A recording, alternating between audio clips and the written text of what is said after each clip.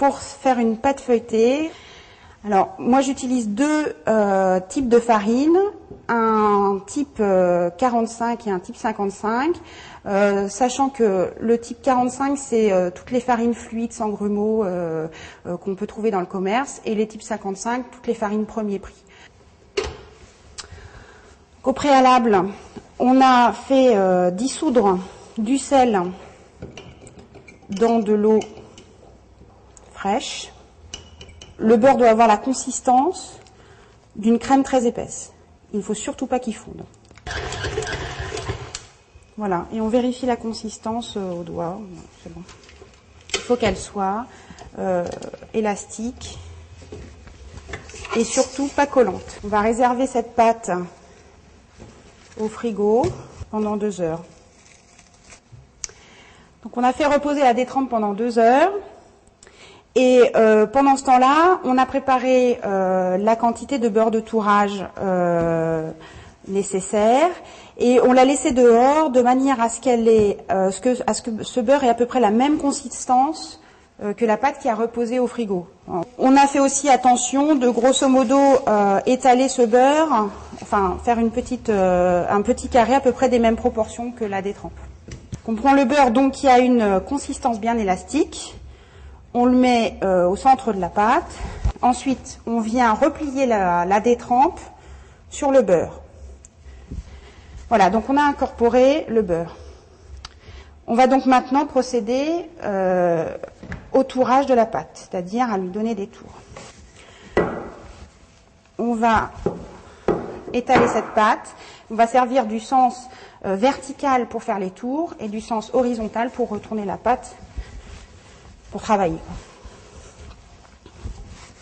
À chaque fois qu'on retourne, on touche la pâte de manière à s'assurer qu'elle a bien été étalée de façon homogène.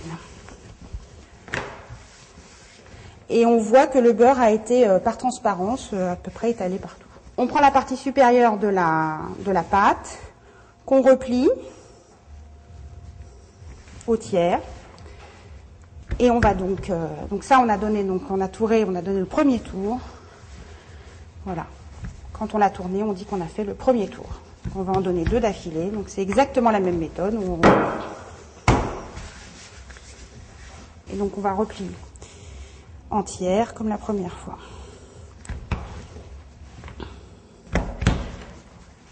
On tourne d'un quart, 2 tours. Donc là on a donné 2 tours. Pour se souvenir qu'on a donné 2 tours, on peut marquer la pâte de 2 petites empreintes de doigts. Voilà, donc les 2 premiers tours sont donnés. Maintenant, on va filmer ce pâton et le mettre au frigo pour reposer pendant 2 heures. On pose donc le pâton qui a eu déjà 2 tours et qui a reposé 2 heures dans le même sens qu'on l'avait laissé, donc avec les 2 empreintes de doigts en haut à droite, de manière à pouvoir repartir dans le même sens de travail. On fleure légèrement le pâton. Et c'est reparti. Un tour simple.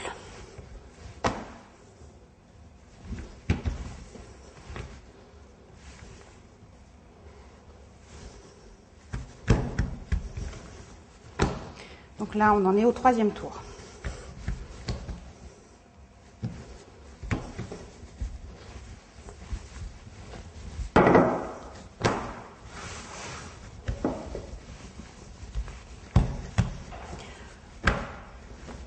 Donc là, cette fois, on met 4 empreintes pour se rappeler qu'on a fait 4 tours. Et la laisser reposer pendant 2 heures.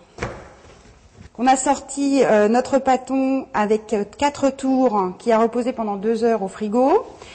Et nous allons donner les 2 derniers tours pour de réalisation de cette pâte feuilletée. Alors,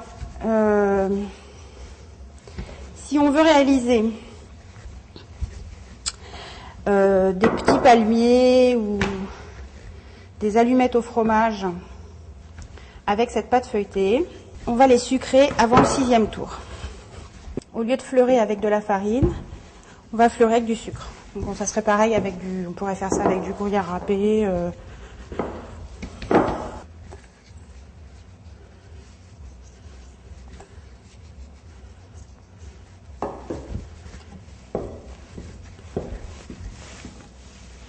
Et donc on a une pâte, un pâton à 6 tours maintenant. La pâte à 6 tours. Et donc après le repos, elle sera prête à étaler et à être cuite.